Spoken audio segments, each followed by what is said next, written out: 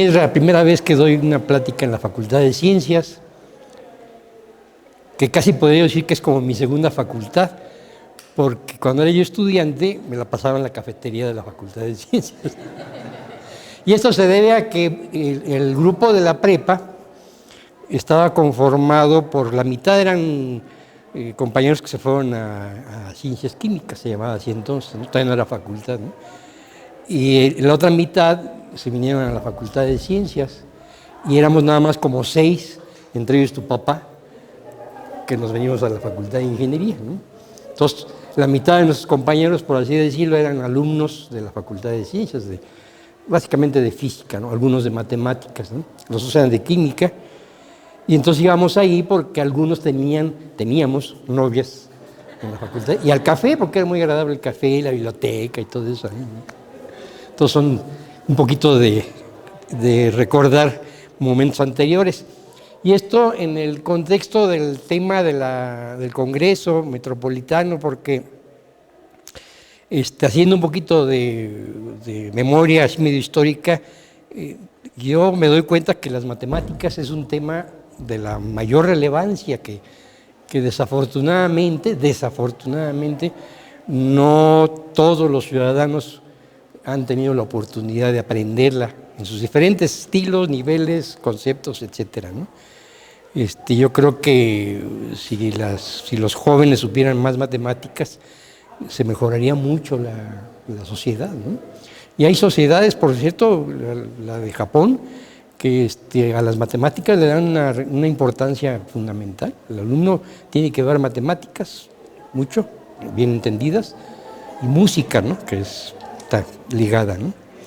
Aquí desafortunadamente no es así. Aquí solemos decir que afortunadamente yo tuve maestros de matemáticas muy buenos, ¿no? Que lograron hacerlo atractivo, enseñarnos, aprender, y pues eso nos ha servido en general para todo, ¿no? Y yo en lo personal debo decir que gracias a ello, creo que desde la primaria, secundaria tenía yo maestros muy buenos. Acá ya en la prepa, maestros verdaderamente excepcionales, ¿no? No solamente por la claridad con la que enseñaban las matemáticas, sino por lo que lograban impregnar a los estudiantes. No nos perdíamos las clases, ¿no? Tu papá mismo, que es mi amigo, su papá desde la prepa, se pasó de la prepa 2 a la prepa 1. La prepa 2 era la que tenía el sistema que incluía la secundaria, lo sigue teniendo, ¿no? Y se pasó precisamente buscando a los mejores maestros de matemáticas, porque ya quería estudiar ingeniería, ¿no? Y ahí fue donde yo lo conocí, y desde entonces somos amigos, y ahora con José pues también somos amigos y compañeros, colegas de facultad y demás, ¿no? Bueno, ese es un poquito de historia. Yo tengo muchos amigos en las ramas de matemáticas de varias instituciones, incluyendo la directora de la Facultad de Ciencias, pues es amiga mía, también de tiempos ya no tan anteriores como con Josué, pero sí, digamos, serios, profundos, de temas comunes, ¿no? En mecánica de fluidos y demás. Entonces, para mí es un gran gusto estar por aquí y tener una oportunidad de dialogar un rato, ¿no? Voy a presentarles una serie de ideas que están conformados en ese título, que fue lo que se me ocurrió, porque yo pensé que cuando le dije a Josué que yo pensaba que ya se había pasado el tiempo, era un poco como de protección, ¿no? Para no tener que hacer nada, ¿no? Me dice, no, todavía estamos a tiempo, bienvenido, ¿no? Y luego todavía le dije, es una hora, no importa, hay una hora, ¿no? Entonces, arreglo lo que ya todo el mundo, o muchos de los que están aquí ya conocen, ¿no? De esta ley constructal. Les pido que observen un poco la figura que está del lado derecho, porque la vamos a tocar más adelante. Esta ley constructal, aquí, ¿dónde le pico? Es enter, ¿verdad? Directamente. ¿O? Es que yo tengo la otra conforme. Acá Ya está con el tiempo. Ok, con lo voy pasando, ¿no? Es un planteamiento que ha hecho recientemente, hace unos 20 años más o menos, poquito más, poquito menos, un autor norteamericano con el que hemos tenido la oportunidad de colaborar, de intercambiar, de conocernos, de aprovechar su conocimiento, y que constituye una una forma de observar problemas de la naturaleza, problemas de la tecnología, situaciones de la física, basándose esencialmente en los principios de la termodinámica. Él le ha ya denominado con el último título que lleva de ley constructal. Aquí observarán que todavía le habíamos puesto teoría constructal, porque todavía no le reconocíamos ese carácter como él plantea, ¿no? Y lo descubrió, como él mismo lo señala. Él no dice yo la inventé o la desarrollé, si yo la descubrí, ¿no? Al estar trabajando en la optimización de problemas que tienen que ver con la termodinámica y con la transferencia de calor, problemas de enfriamiento, problemas de tránsito, por cierto, también, ¿no? de cuestiones de cómo se establecen los flujos. La palabra flujo aquí en todo esto es esencial, porque es lo que él considera que forma la parte fundamental de toda esta teoría, cuando habla de que podemos considerar que la mayor parte de los procesos en la naturaleza y en las aplicaciones están siempre alrededor del flujo de algo, ¿no? Flujo de fluidos, que es el origen propiamente, o uno de los orígenes, pero puede ser flujo de medios, de transporte, de información, de bienes de consumo, lo que ustedes consideren conveniente, ¿no? Y lo plantea en su primera versión de esta teoría constructal como un problema de optimización de los típicos que se utilizan o que se hacen en ingeniería, ¿no? Y yo creo que de ahí fue un poco el concepto que nos permitió ir conociendo más de ello y pues aprendiendo las diferentes oportunidades que se pueden tener, ¿no? Ahorita en algunas partes iré un poco lento, no demasiado, porque creo que todos ustedes pues conocen los problemas a los que voy a referirme. Y habrá una parte en la que pasaremos nada más visiones de temas como para tener una mejor idea del concepto, ¿no? Este problema de enfriamiento surge un poco de la necesidad de optimizar esa capacidad de enfriamiento o de calentamiento en sistemas físicos, especialmente, por ejemplo, en refrigeradores, que son de tecnología, en el diseño de las tarjetas de computación, de las primeras computadoras con discos y tarjetas, ¿no? Que habría que buscar una separación adecuada para lograr el mejor efecto, ya fuera de calentamiento o de enfriamiento, ¿no? Si eso lo observamos de manera, déjenme pasar un poquito más adelante para ilustrar, de manera práctica, digamos, pues todos conocemos la necesidad de secar óptimamente la ropa, ¿no? Y todos, yo creo que, o la mayor parte de las personas tiene ese problema ante sí. Entonces, si tenemos mucho terreno, pues podemos colgar la ropa como aparece en la primera lámina y se seca muy cómodamente con el sol. Si no tenemos, pues entonces sería la de en medio, ¿no? Porque sería muy apretada si no tenemos un espacio, y sabemos que la ropa no se seca, o no se seca rápido, no se seca con facilidad, y más bien como que hay un punto intermedio, ¿no? Ese concepto es el de la optimización, que está presente en prácticamente todo, ¿no? Yo tuve la fortuna, además de las matemáticas que pude aprender, no son muchas, pero sí algo, también tuve la oportunidad de estudiar un poco más termodinámica, a la manera de los ingenieros, ¿no? Y el asunto se volvió, yo diría que hasta obsesivo, porque todo este concepto de buscar el camino óptimo óptimo energéticamente hablando, para algo, me hacía hacer cosas que luego a veces hasta me veían mal, ¿no? Mis familiares o mi esposa, ¿no? Porque dice, ¿por qué te vas por ahí? Y digo, es que así es más, gasto menos energía, ¿no? O recupero parte de la que gasté, etcétera, ¿no? Está loco, ¿no? Pero eso lo hacía yo en todo, no nada más en el caminar, sino en lo que hacía para comer, para calentar, enfriar, para el baño, para todo, ¿no? Y ya después me di cuenta que estaba yo medio mal, ¿no? Ahí Ahí está otro ejemplo, el secado de cueros, que también, ahí sí tuve la oportunidad de participar en un diseño y en una patente, de hecho, ¿no? Con unos jóvenes de Guanajuato, ahí en Salamanca, cerca de León, donde están las curtidurías. Son los diferentes esquemas para secar una serie de cueros, ¿no? Que es la que tiene más espacio disponible, la que tiene menos y la óptima, que debe de ser algo intermedio también, ¿no?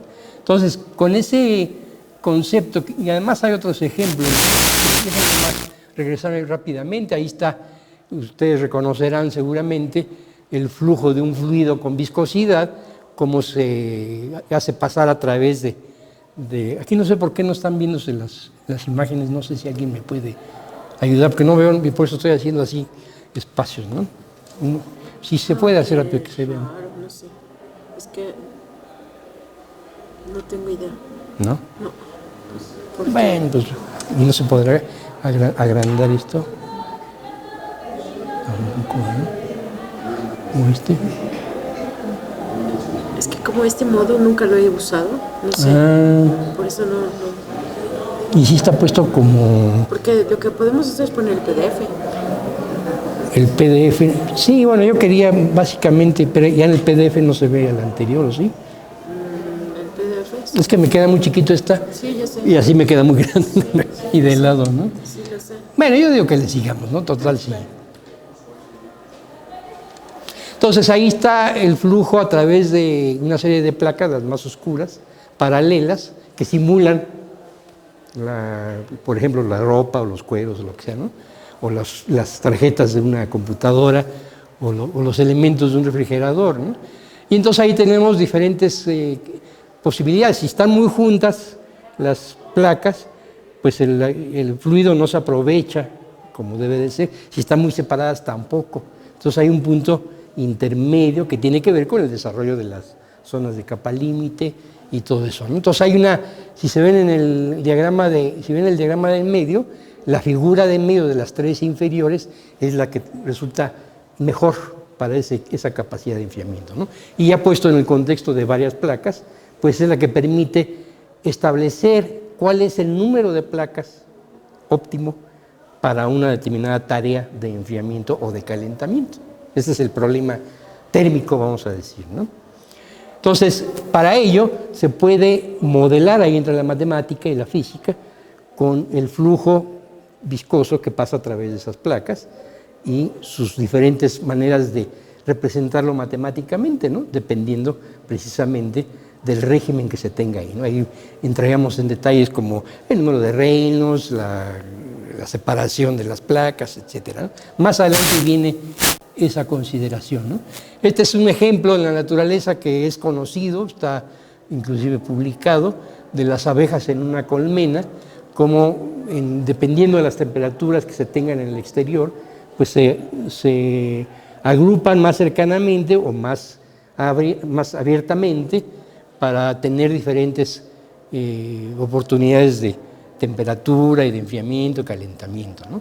No entro mucho en los detalles para no volverlo tan aburrido, pero obsérvese, las figuras son muy ilustrativas, ¿no?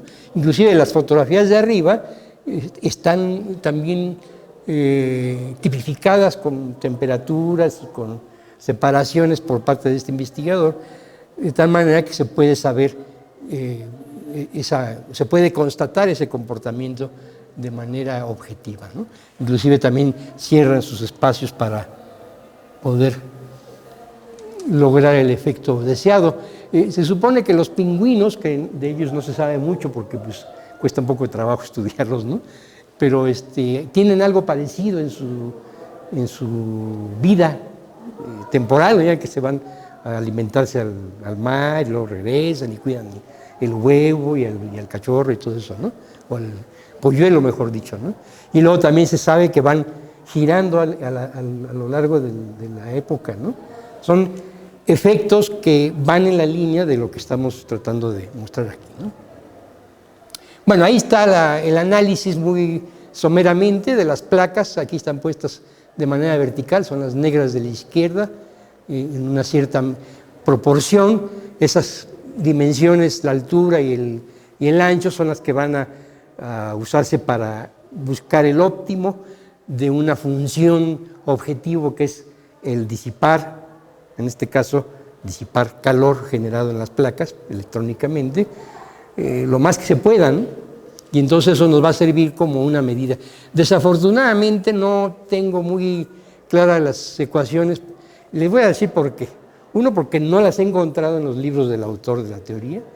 O sea, están en un libro, nada más solo tuve que escanear, ¿no? Y la otra es que me da flojera hacerlo yo mismo en el procesador, ¿no? Pero bueno, yo espero que para la próxima, si les toca ver una conferencia parecida, ya estén bien puestas, ¿no? Bueno, lo interesante es que se pueden plantear los dos comportamientos de enfriamiento para ese objetivo de optimización, dependiendo de la separación entre placas, ¿no? Y entonces son dos comportamientos diferentes. Ahí están señalados en las curvas del lado derecho superior, una donde se ve claramente que el flujo de calor máximo a disipar va con el cuadrado de la separación, y la otra, que es la hipérbola equilátera del más abajo, que es la de cuando las placas están más separadas, que es el otro comportamiento, ¿no? Ambos son de tipo de convección natural, por la diferencia de temperaturas entre las placas, pero una es para placas muy separadas y el otro es para placas muy unidas. Entonces, desde luego el cálculo o la resolución de las ecuaciones permite obtener el punto óptimo, y más adelante viene en forma gráfica, ¿no? Pero lo interesante es que lo podemos aproximar con el cruce de las asíntotas, ¿no? Y entonces llegar a plantear por dónde debe estar esa separación óptima, ¿no? Y eso se comprueba entonces ya con el cálculo, como aparece aquí. Podemos inclusive hasta, y creo que se están yendo alguna figura, porque me parece que falta una, pero bueno, podemos también jugar con el acomodo entre placas, por ejemplo. Esto ya un poco con la idea de utilizarlo en aplicaciones de intercambiadores de calor, que se usan mucho en la ingeniería de procesos, ¿no? Inclusive lo que se ve escondido atrás de las figuras de colores es una conformación típica de los tubos de un intercambiador de calor, ¿no? Y así, ¿no? Y entonces se observa con los colores ya de la solución numérica como la zona, digamos, la figura de en medio de las de colores corresponde al óptimo o a una situación ya cercana al óptimo, ¿no? Porque tiene menos, el color rojo es lo que implica la mayor temperatura, ¿no? Entonces logró enfriar mejor las placas que están generando el calor, ¿no? Entonces ahí ya se va construyendo, valga la cacofonía, la ley o la teoría constructal, a través de un problema de optimización, ¿no?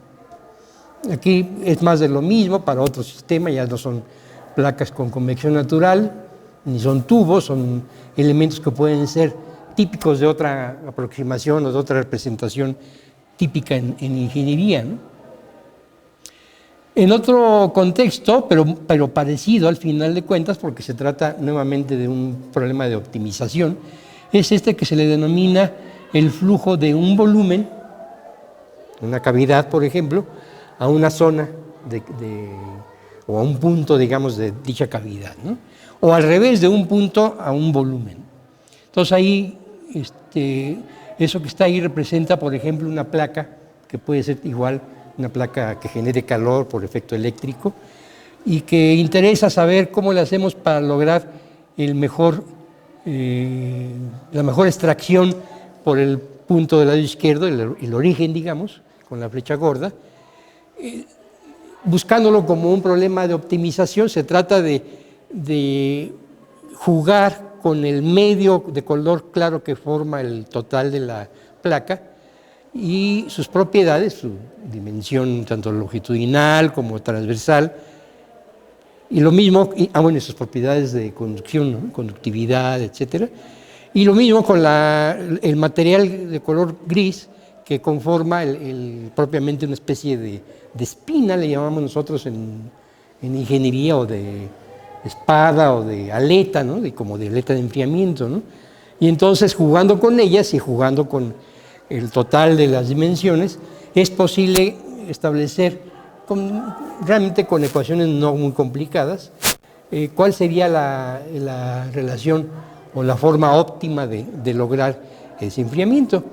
Y a eso le llamamos una primera construcción. Creo que lo correcto en español es constructo, ¿no? Un constructo, o sea, un elemento optimizado, ya tiene dimensiones optimizadas para lograr la mejor extracción sujeto a las restricciones, condiciones de frontera, etcétera, y la posibilidad de extraer la mejor cantidad o la mayor cantidad de calor, que es el que representa la flecha de la izquierda, ¿no? Si eso lo llevamos, y de ahí la idea de que vamos construyendo, ¿no? Lo llevamos a un sistema conformado por un número mayor de placas o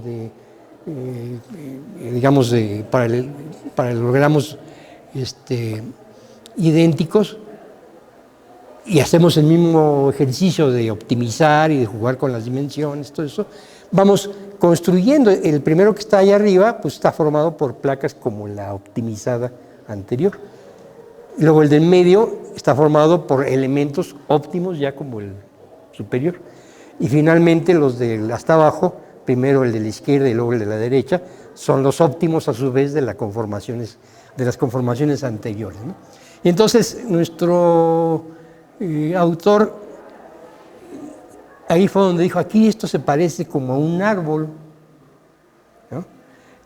Y empezó a seguirlo estudiando con diferentes conformaciones, diferentes parámetros, restricciones, etcétera, y estas son las soluciones ya numéricas, ¿no? de las ecuaciones. Las ecuaciones son las ecuaciones de transferencia de calor con todas sus variables, en todas las dimensiones, primero en sistemas planos más sencillos, después en sistemas tridimensionales, ¿no? Y entonces va conformando, como ustedes pueden ver, una configuración que se parece a la de árbol. Ahí ya, si lo pasamos a 3D, se observa cómo se parece a ciertos elementos que hay en la naturaleza, ¿no? En las ramas de los árboles, o los frutos, o los elementos de los árboles, y luego acá del lado derecho pues vienen siendo los corales, ¿no? Que también tienen un desarrollo ya en la naturaleza parecido al que va representando las ecuaciones, en este caso, como decía yo, por ejemplo, de transporte, ¿no? Y así para diferentes casos. Esto ya son aplicaciones típicas de intercambiadores o de elementos enfriadores en tecnología, etcétera, ¿no? Y bueno, ahí se descubre entonces que hay una oportunidad de distribuir de manera óptima lo que sucede en un caso de estos, ¿no? Ya sea para extraer o para, digamos, alimentar un sistema con diferentes características, pero sujeto siempre a una serie de resistencias, a una serie de restricciones que va conformando el problema, ¿no? Hay otros casos, por ejemplo, estos los voy a pasar un poquito ya más rápido porque son muy parecidos a los otros, ya no entro en los detalles, pero observen ustedes, este es el caso, por ejemplo, de un medio poroso. Aquí, si ustedes observan la figura superior izquierda, está representado algo que podría ser como un manto petrolero o un manto geotérmico, ¿no?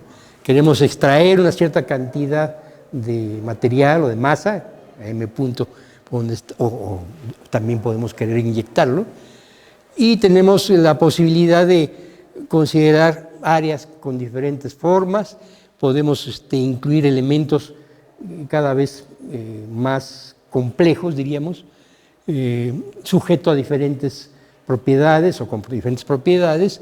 Podríamos incluir lo que está ahí del lado izquierdo superior, que representa algo así como una fisura, una estructura fracturada, digamos, ¿no? En un campo de estos, ¿no?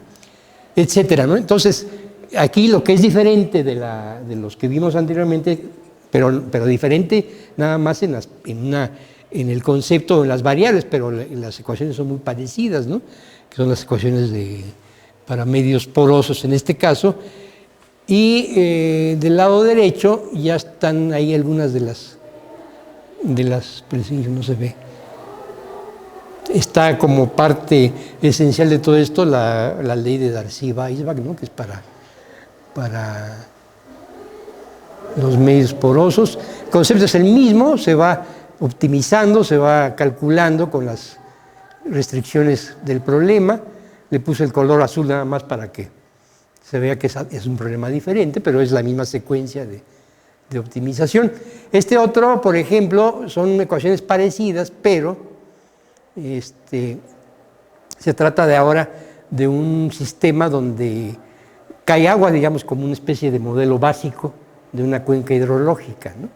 Y entonces ahí jugando con el movimiento de los elementos de arena o de tierra que se desprenden, sujetos a el cortante del agua, digamos, que está cayendo ahí, el agua cae de manera aleatoria, la lluvia, pero ya la conformación de todo el proceso de llenado, de salida, digamos, detrás de esta placa o de este medio, ese sí ya es determinista, digamos, ¿no? Y entonces se puede calcular de la misma manera en que se hizo en los otros casos, es muy parecido, ¿no? Cómo se van conformando digamos, la red, ¿no? la cuenca de lo que es negro en los dibujos del lado derecho, la cuenca de arrastre, digamos, del agua, ¿no? Desde luego, en los casos más sencillos, con geometría simétrica y cosas así, pues salen cosas muy, muy esperadas, ¿no? Pero se puede ir manejando con diferentes parámetros los planteamientos y obtener diferentes formas para ese desalojo, ¿no? Y llegar inclusive ya en un caso, por ejemplo, la información de la lluvia es de carácter estadístico, no así el modelo de extracción y formación de las corrientes de la cuenca, ¿no? Entonces va dando diferentes formas que se parecen mucho a las de los árboles o de las ramas de todo esto, ¿no? Y aquí está el planteamiento, el enunciado principal que hace el autor se apellida Bellán, ¿no? Para que un sistema abierto de tamaño finito persista en el tiempo, debe evolucionar de tal manera que provea el acceso cada vez más fácil a las corrientes que pasan a través de él. Entonces ahora, con esto que hemos visto hasta ahorita, imagínense lo que ustedes quieran, ¿eh? Yo lo he estado estudiando como 10 años, ¿no? Entonces ya también la obsesión que tenía por la optimización termodinámica de caminar y todo eso, ahora la tengo por todo esto, ¿no? Cualquier cosa que tenga que fluir, ¿no? Un fluido, agua, aire, etcétera. Transporte, medios, electrónica, lo que ustedes quieran, lo podemos adaptar a esto. Se pueden plantear modelos matemáticos con solución numérica, o sea, realmente no hay más que unos cuantos casos de solución analítica, ¿no? Prácticamente para todo, ¿no? Están planteados en la literatura para muchos casos, desde luego los que tienen que ver con flujo de fluidos, con transferencia de calor, los desarrolló el mismo autor con sus colaboradores directos, ¿no? Sus alumnos, ¿no? Pero hay otros que todavía están por hacerse, ¿no? Y ahora la plática que nos dieron anteriormente el transporte en la ciudad, pues es un caso típico. Aquí vamos a platicar brevemente de alguno de ellos, ¿no? Entonces, ahora sí paso todas las láminas lo más rápido posible para que no me extienda yo demasiado en el tiempo. Esa es la figura que está en la primera lámina de presentación, ¿no? Y yo les preguntaría qué cosa es, ¿no? ¿O qué piensan ustedes que pueda ser, ¿no? Mientras me tomo un cafecito.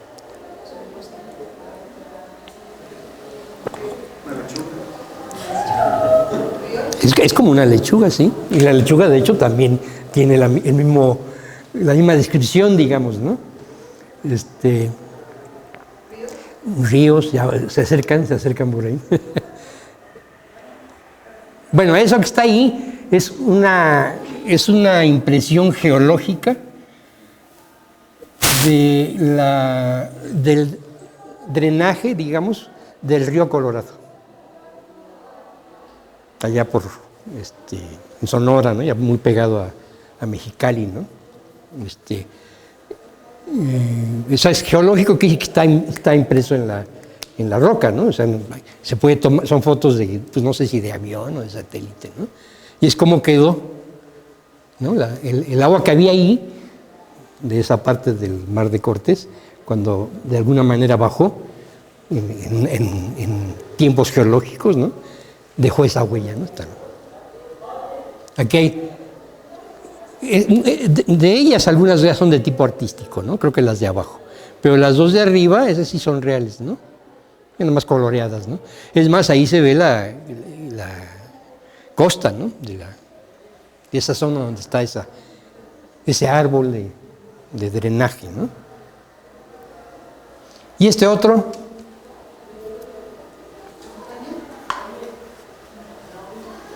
pues es lo mismo, pero no de escalas geológicas, sino de escalas nuestras, más bien de escalas de minutos, ¿no? Ese es lo que se observa cuando llega el agua en una playa de la ola, que luego ya se escurre, entonces deja esa huella, ¿no? No siempre, ¿verdad? Ni en todos lados, depende de la arena y todo. Ahí se ven hasta arriba unas huellas de las patas de un pájaro, de una gaviota, ¿no? Pero es la misma idea, el mismo concepto, ¿no? Y aquí son otras por el estilo, ¿no? Ese sí ya, aquí confieso que mi afición a las redes a veces demasiado, y entonces se las encuentro y digo, mira, seguro que es algo de esto, ¿no? Quién sabe si sean geológicas o no, etcétera, ¿no? Creo que por ahí encontré alguna que es que tiene que ver con los otros planetas, ¿no? Marte o algo así, ¿no? Más que no está incorporado. Esto que está aquí es parecido, esto ya son, lo que está de colores del lado izquierdo, pues es el delta del Danubio, creo. Y luego el azulito del lado derecho es un delta también de un río que hay ahí por el Mar Negro, ¿no? Alimenta el Mar Negro. Aún también el Danubio, ¿no? Y ese de allá arriba son unas que yo tomé en alguna visita a La Paz, ¿no? En alguna cosa ahí también de tipo, ya quedó plasmado o conformado en la literatura. Esta es una que me encontré en un libro que es muy interesante por lo que dice el autor. Se sabe que en el fondo del continente de la Antártida hay tierra, ¿no? Es un continente, ¿no? Y que hay vegetación inclusive, por eso lo pusieron verde, ¿no? Arriba hay una gran capa de hielo, ¿no? Que llega a tener hasta 4 kilómetros de espesor, ¿no? Y la mayor parte de ella es permanente, ¿no? Pero se sabe que hay un sistema hidrológico entre la capa de hielo, por el mismo calentamiento de la Tierra, va fundiendo parte de la capa de hielo y se forman ríos, y los han estimado que son de esa forma, ¿no? La hidrología de esos ríos que están abajo de la capa de hielo, ¿no? Estos son ejemplos ya más conocidos, son modelos en yeso de los pulmones, y del otro lado creo que es la arteria, ¿no? La coronaria, ¿no? Las coronarias, ¿no? Y cómo toman esa forma, ¿no? Estos son riñones de pequeños, bueno, no tan pequeños, un puerco ya es muy grande, ¿no? Y de un conejo, me parece, ¿no? Esta es poco conocida según las exposiciones que he dado de esto, ¿no? ¿Qué se imaginan que es? No. Cerca. No, es la placenta humana. Ya lo chequé porque me lo pasó una compañera y me dijo, mira, me encontré esto que debe ser.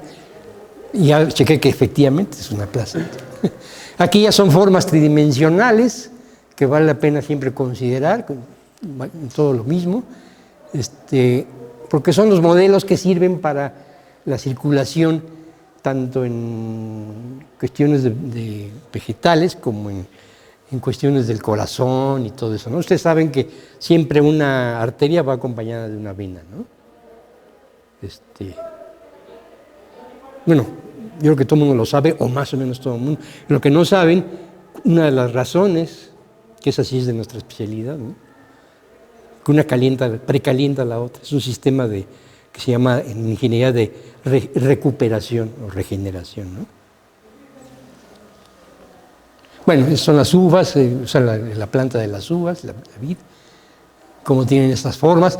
Estas las tengo aquí porque son muy interesantes, ¿no? Este es un follaje de un árbol, una foto tomada, y lo que quería ilustrar no es tanto los árboles, sino cómo los árboles captan la energía solar, ¿no?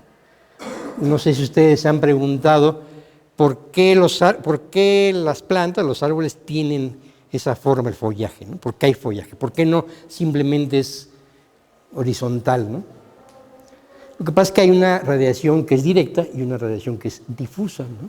Y entonces aquí se ve claramente cómo, ahí donde se ven esos, no tanto esta, ¿no? Pero la de arriba, esos diferentes brillos, digamos, tienen que ver con la radiación difusa, ¿no? Entonces es la manera en que las diferentes especies pueden aprovechar óptimamente el recurso solar, ¿no? Y obviamente cambia de una zona a otra, ¿no? En la selva, en el desierto, por eso son diferentes las plantas, ¿no? Aquí están otras fotos, entonces el caso selvático, ¿no? Pero ese de arriba también es muy ilustrativo, ¿no? Estas son la formación de cristales, por ejemplo, en los minerales, ¿no? Es muy interesante porque este es un caso que nosotros en el grupo de trabajo, hace ya como unos 25 años, estuvimos tratando de modelar y todavía no estaba bien desarrollado, ¿no? Ahorita ya es posible cuantificar, por ejemplo, es un cristal de nieve, ¿no? Pero digamos los minerales de abajo ya se pueden calcular, se puede establecer cómo van a formarse, ¿no? Mediante el proceso de solidificación, ¿no? Con la matemática, que es lo que nos trae otra vez al sexto congreso, ¿no? Los rayos, ¿no? Esto es interesante, ¿no? Porque también tienen típicamente los relámpagos, una conformación constructal de lo que estamos diciendo, ¿no? O sea, el grosor, obviamente todos intuirán que tiene que ver con la mayor carga, ¿no? Con la mayor intensidad del fenómeno, ¿no? Y yo creo que es posible ya hacer un modelado de eso, ¿no? En la tecnología, por ejemplo, este es el mismo modelo del que vimos anteriormente, pero ahora aplicado a un circuito básico del lado izquierdo superior, ¿no? Que conformaría, digamos, el comportamiento de una celda fotovoltaica, por ejemplo, ¿no? Aquí están resultados. Obsérvese que se obtienen las mismas. Uno podría pensar que son las mismas figuras, pero no son las mismas figuras, es otro cálculo, digamos, ¿no? Estos son elementos que ahora se están usando para los procesos de pequeña escala, ¿no? De tipo farmacéutico, etcétera, ¿no? Entonces han encontrado esta manera de ir haciendo las mezclas de las sustancias para pequeñas dosis, ¿no? Y todo tiene la forma esta de árbol, ¿no? En urbanismo y arquitectura, bueno, desde las antiguas ciudades romanas, ¿no? Pues ya tenían un cierto sentido de ordenamiento que no tuvieron después las de la Edad Media, ¿no? Aquí se ve cómo estaban conformadas con estos criterios de tener un acceso principal, que es el de las avenidas o de los periféricos. Como ya no pudieron extender los periféricos, solo los hicieron de 2 pisos, ¿no? En unos 10 años seguro que viene el tercer piso, seguro, ¿no? No es desafortunadamente, era un comentario que iba a hacer, ¿no? Con la plática anterior, no es desafortunadamente queriendo atender la necesidad de la población, ¿no? Es para atender la necesidad de arriba de la población, ¿no? Si ustedes observen el origen destino del segundo piso, es clarísimo, ¿no? Bueno, podemos platicar de eso posteriormente, ¿no? Aquí hay algunas formas que también se usaron, ¿no? en otras ciudades medievales, o sea, la circular, y este es un diseño constructal de un captador solar, que puede ser fotovoltaico o puede ser, algunos de los exalumnos lo han hecho, de tipo térmico, ¿no? O sea, para calentar agua, ¿no? El de abajo. O sea, en lugar de tener tubos, que es el más común que ahora venden en las tlapalerías, tubos en paralelo, serían estas redes optimizadas, ¿no? Hay una ciudad en Argentina que se llama La Plata, que tiene ese diseño, ¿no? Las calles son cuadriculadas, pero también tienen los caminos radiales, ¿no? Para que la gente camine cómodamente, ¿no? Es una ciudad que hicieron adecuadamente, ¿no? Y ahora, por ejemplo, los semáforos que hay en muchas ciudades norteamericanas y europeas, ¿no? De que hay un punto en que el peatón puede cruzar diagonalmente, ¿no? Para no tener que dar toda la vuelta, ¿no? Todavía estamos lejos de eso, ¿no? Pero algún día a lo mejor, ¿no? Estas son conformaciones urbanas de diferente época. La del lado izquierdo es de la Edad Media, en un país desértico árabe o algo así, ¿no? Que ahí la función objetivo no era precisamente la cuestión térmica o algo así, ¿no? Era la defensa, ¿no? Del ataque de los enemigos, ¿no? Y acá en esta que es la misma, de hecho, ¿no? Es una ampliación, pues es la función objetivo es que todo el mundo tenga playa, ¿no? En su casa, ¿no? Que es ahí en los Emiratos Árabes, ¿no? Entonces tienen ahí su forma de red. Aparte de los edificios esos muy grandotes que han hecho, también han hecho estos desarrollos urbanos, ¿no? Ya viendo el detalle, pues todo el mundo tiene su playa en su casa, ¿no? Lo único malo es que tiene que ver al vecino de enfrente, ¿no? Y el otro lo ve, ¿no? Claro, si son vecinas, pero luego como ahí no acostumbran a andar en bikini, pues no pueden ver nada de todas maneras, ¿no? Estas son planeaciones de clubes así de habitacionales, ¿no? El concepto, que se usó, por ejemplo, en la conformación de ¿cómo se llama? El Pedregal San Ángel, ¿no? Y de hecho también en las lomas, de las lomas es antiguo, ¿no? El Pedregal San Ángel se construyó cuando yo tenía como unos 10 años, yo creo, ¿no? También tiene tiempo, ¿no? Tiene sus virtudes, ¿no? Es un diseño de un aeropuerto, no más que no me pregunten cuál, a lo mejor alguno de ustedes sí lo conoce, pero tiene el sentido de carácter constructal, ¿no? Es una foto que tomé cómo están, es el plano de emergencia, ¿no? De las plantas de un hotel que está en Salamanca. No tengo ningún interés comercial ni nada, pero se los recomiendo, ¿eh? Cuando vayan a Salamanca, hospédense en ese hotel. Es un hotel muy agradable, es chico, ¿no? Son 4 pisos, 5 pisos, y tiene todo y está muy bonito. Es muy raro, ¿no? Es un hotel que tiene biblioteca, ¿no? Alberquita, su piano, biblioteca, y las habitaciones están distribuidas de esa manera para aprovechar de la mejor forma el espacio disponible, ¿no? Todas las habitaciones son diferentes, unas más grandes, otras más chicas, pero se aprovecha muy bien, ¿no? Es de tipo constructal. El que lo hizo, que es el administrador y es el dueño, yo creo que no pensó en eso, ¿no? Pero sí la idea, ¿no? De cómo le hago para aprovechar el terreno, y aquí quiero una habitación de 2 habitaciones, un cuarto, 2 cuartos, aquí quiero más de una, etcétera, ¿no? Y que todas tengan vista bonita, todas estén cómodas, ¿no? Este es otro ejemplo ya de un carácter más bien energético de lo que se puede hacer y lo que se ha hecho, ¿no? Es del lado izquierdo es el edificio, abajo es la foto exterior y arriba es la imagen infrarroja, ¿no? Del mismo edificio en 1950. Y del lado derecho es el edificio que ya lo reformaron, le cambiaron los materiales, ventanas, todo eso, materiales de las paredes, y arriba es la foto infrarroja, ¿no? Que nos da cuenta de cómo andan las temperaturas, ¿no? Entonces ya el edificio de la derecha seguro que ahorra mucha energía eléctrica porque aprovecha la energía térmica y todo eso, ¿no?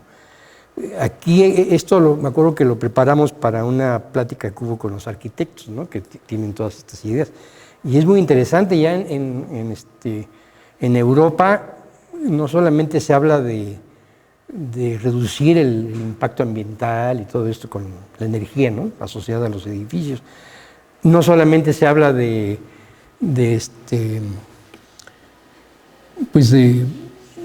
tener digamos, un ahorro sustancial, sino se habla de edificios que les llaman cero, ¿no? No sé si esté por ahí dicho, pero, o sea, sí que no consumen energía. Todo lo que les llega del sol y otros elementos bien aprovechados lo pueden canalizar. Aquí estoy viendo que ya me aparecieron unas láminas con información, entonces las aprovecho, ¿no? Ahí se ven los diseños que hacen, o las consideraciones que hacen los arquitectos, ¿no? Ahí están unos diagramas del concepto de energía y exergía que manejamos mucho en ingeniería térmica, ¿no?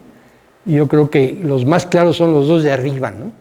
Allí, esto yo, lástima que fueron los alumnos, ¿no? Pero esto, si se los damos a ellos, van a entender perfectamente la segunda ley, ¿no? Y luego el de abajo, pues está muy claro también el de la izquierda. El de la derecha es un abuso de los arquitectos, ¿no?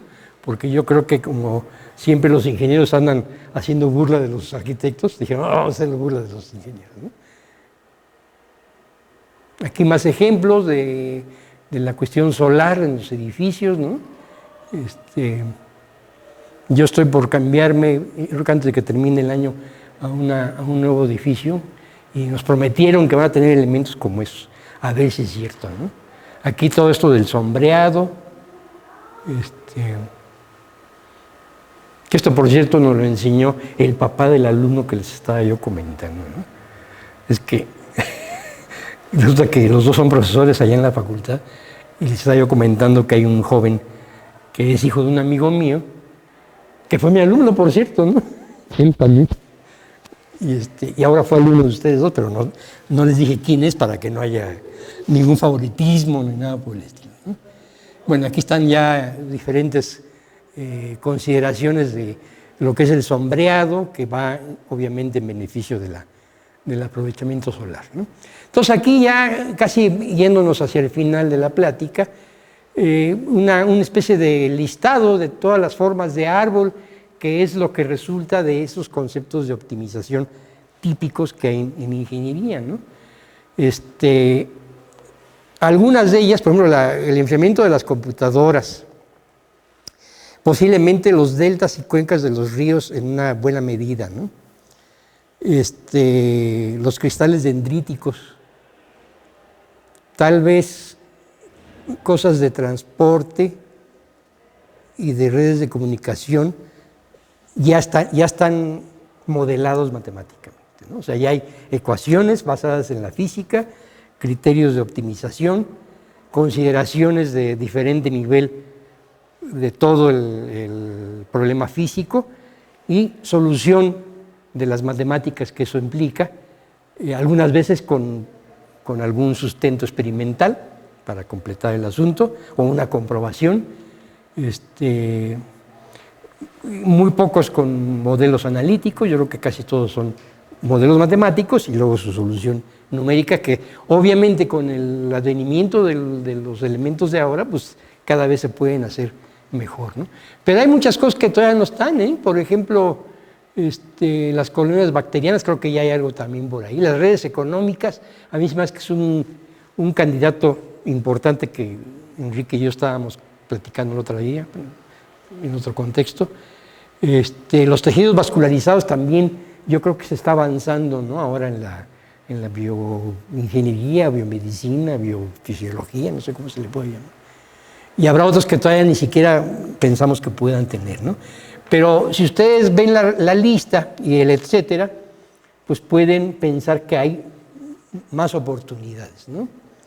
Ahí ya son más de lo mismo, es simplemente como una forma resumida de decir cada cosa. Muy importante, ¿no? Digamos lo que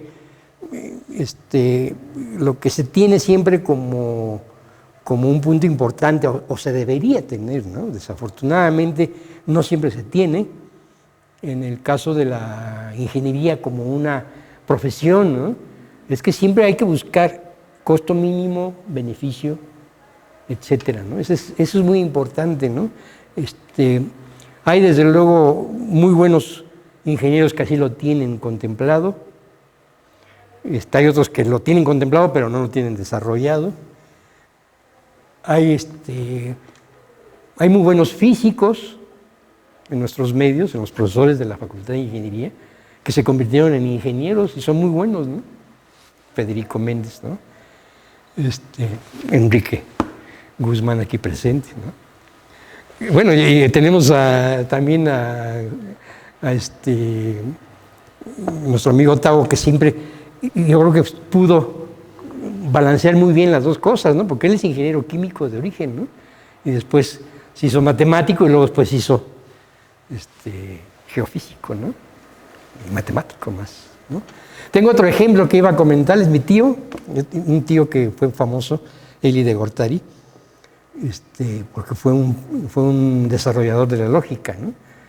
Él, su primera carrera era ingeniero también, era ingeniero municipal. Después estudió aquí la maestría de matemáticas, y luego ya se fue a filosofía y ahí estudió la lógica, ¿no? Entonces son combinaciones así muy simpáticas, ¿no? Bueno, es de lectura rápida, ¿no? Esto es un poquito el origen de la palabra. Nos sirvió para crear un proyecto hace unos añitos que le llamamos Café Constructal, ¿no? Que existe como concepto, fue proyecto, ¿no? Como medio de asequirse de recursos, y el origen es que nos reuníamos para tomar café, ¿no? Algunos colegas, y platicar en torno a la teoría constructal, ¿no? Entonces ahí le pusimos el nombre de Café Constructal y queremos todavía seguirlo planteando, ¿no? Ya nomás para terminar, pues un árbol de la vida típico de la artesanía mexicana, ¿no? Tengo otras láminas que yo creo que si me dan 3 minutos se las paso muy rápido, ¿no? Este otro concepto, ¿no? Porque no todo es optimizado, no todo está optimizado, ¿no? Hay cosas que están medio optimizadas, se aproximan, que sería el cuasi constructal, casi óptimo, ¿no? Y hay otras que yo le llamo pseudo constructal, que no es propiamente constructal, pero se parecen, ¿no? Y desde luego no están optimizados. En la publicidad y en el comercio hay muchos de ellos, ¿no? Ahí están los mercados, por ejemplo, ¿no? Los mercados de abastos en la ciudad, que siempre el locatario está en una parte alta para poder acercarse al cliente, ¿no? Y le dan una probada para engancharlo, ¿no? Esa es la primera etapa del construccionismo, digamos, ¿no? A veces, pues a mí me molesta, por lo menos, están parados cogiendo ahí aguacates y llegan por atrás y le piquen la espalda, ¿no? ¿No va a llevar ajos? No quiero ajos, quiero aguacate, ¿no? Y lleve ajos, ¿no? Y le van a picar ahora. Estos, por ejemplo, andan repartiendo publicidad en una de las estaciones del metro, ¿no? Publicidad, o creo que era hasta ahora en estos tiempos, ¿no? ¿Cómo se llama? Propaganda, ¿no? Política, ¿no? De ahí lo pueden reconocer cuando vayan al metro de salida. Ahí en ese canal, que antes más era peatonal, adaptaron ahí un ajuste para que se metiera una ruta más de los peceros. Y lo pueden reconocer. Y arriba está el puente donde vienen los pasajeros que salen del metro hacia la CEU, ¿no? Entonces abajo están todas las paradas y están los que gritan, ¿no? Los que dicen, va para tal lado, ¿no? Y entonces me llamó mucho la atención porque ahí está, ese señor que se ve ahí, tiene su elemento constructal, que es un cono de esos naranjas de tránsito que se robó de algún lado y lo apachurró y entonces lo usa como corneta, ¿no? Para pásele, aquí sale para Pemex o para donde sea, ¿no? Entonces es muy simpático, ¿no? Esto es el sistema de autobuses de la ciudad de Acapulco, ¿no? Que aparte de que tienen la pésima costumbre que le tomaron a los taxistas, que también es una pésima costumbre de tocarle el claxon a todos los peatones que pueden tomar el taxi, pero que no quieren tomar el taxi ni el autobús. Estos, además de eso, tienen todo un sistema de iluminación para que se noten desde que, mira, ahí viene ya el azul o ahí viene ya el naranja, ¿no? Luego estos también los han visto, que son estos muñecos ¿no? Con aire que se mueven para atraer al comercio, ¿no? Ahí hay una diferencia que hablaría de esa pseudo-optimización o pseudo-constructal, ¿no? Los que hay aquí en la Ciudad de México tienen un ventilador que es de tipo centrífugo, entonces el muñeco ese se mueve así, que son como hondonadas, ¿no? Pero estos son de Monterrey, estos tienen un ventilador axial, de flujo axial, entonces se forma una columna perfectamente, entonces el muñeco no se mueve, nomás vibra, ¿no? Son dos diferentes conceptos y que obviamente hablan de esa cuestión, ¿no? Y luego las chicas que ponen en los anuncios de los coches, ¿no? Con un ruido, y como no es suficiente la música, pues las ponen a bailar, ¿no? Bueno, esto ya no es una frase, eso ya no tiene mucho que ver. Esos son los libros principales de este autor, que lo voy a dejar aquí, ¿no? Entonces, si alguien quiere tomarle datos, lo puede hacer, que hablan de este concepto, de esa teoría, ¿no?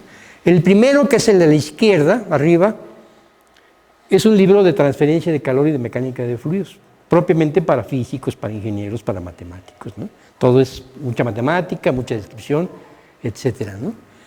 Luego el rojo es una memoria de un congreso donde participaron sociólogos y economistas y todo eso. Entonces es interesante para observar otras opciones, ¿no? Y ya los dos del lado derecho sí son propiamente, el del árbol, ese es un libro de diseño, de ingeniería. Es un libro para enseñar, o sea, con ejemplos y todo, para los alumnos, digamos, ¿no? Y el otro es como alumnos de ingeniería o de física. El otro es como para público que no maneje matemáticas, o sea, sin matemáticas, ¿no? Podríamos llamarle así, ¿no? Diseño en la naturaleza sin matemáticas, ¿no? Y luego está el último, que ese sí ya es palabras mayores, ¿no? Porque aquí de plano ya me dijo, ¿saben qué? A mí mis timbres, ¿no? Todo esto que digo se refiere a la física de la vida, ¿no? Entonces, ahí ya obviamente los que son medio detractores de Bellan, pues dicen, creo que ya se le pasó la mano, ¿no? Yo digo que no se le ha pasado la mano, yo digo que ahí está trabajando, ¿no? The Evolution of Everything, ¿no? Ahora, Bellan ha sido admitido a la Academia de Ciencias, ¿no? La Academia Mexicana de Ciencias. Entonces, en este año probablemente en algún momento lo vamos a tener aquí en México. Y está por entrar también a la Academia de Ingeniería. Bueno, creo que con eso acabo y desde luego cualquier comentario, crítica, pregunta, con mucho gusto trataré yo de hacerlo. No me pasé el tiempo.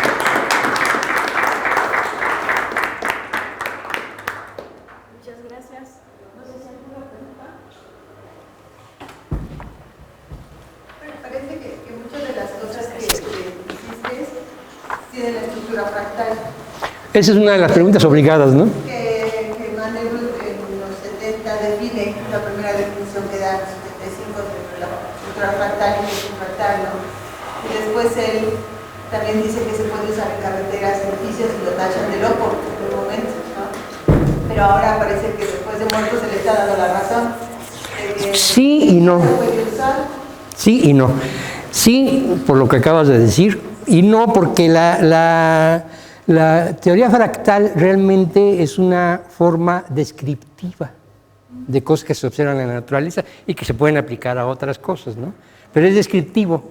Uno va diciendo, mira, que con esta serie de números o esa secuencia o serie o lo que sea, se puede encontrar la manera de describir la lechuga, por ejemplo, la coliflor o otras cosas, ¿no? Y ya. Para ver algo hay que pararse en algún punto, porque si no, si se va uno para las escalas pequeñas, se vuelve gris, ¿no? Pero la teoría constructal es al revés, por eso seguramente el nombre lo tomaron de ahí, ¿no? Pero ahí se va partiendo siempre de sistemas que están optimizados y que describen físicamente un problema, ¿no? Inclusive las leyes de la termodinámica están incluidas en ese planteamiento. Entonces, digamos, son como dos caminos que a lo mejor se pueden encontrar en algunas cosas, pero realmente son diferentes, ¿no? Bueno, pues muchas gracias, Jaime. Al contrario, ustedes, muy amables. Le apagamos, ¿no? Yo creo que aquí no existe. Es el único que sí funciona.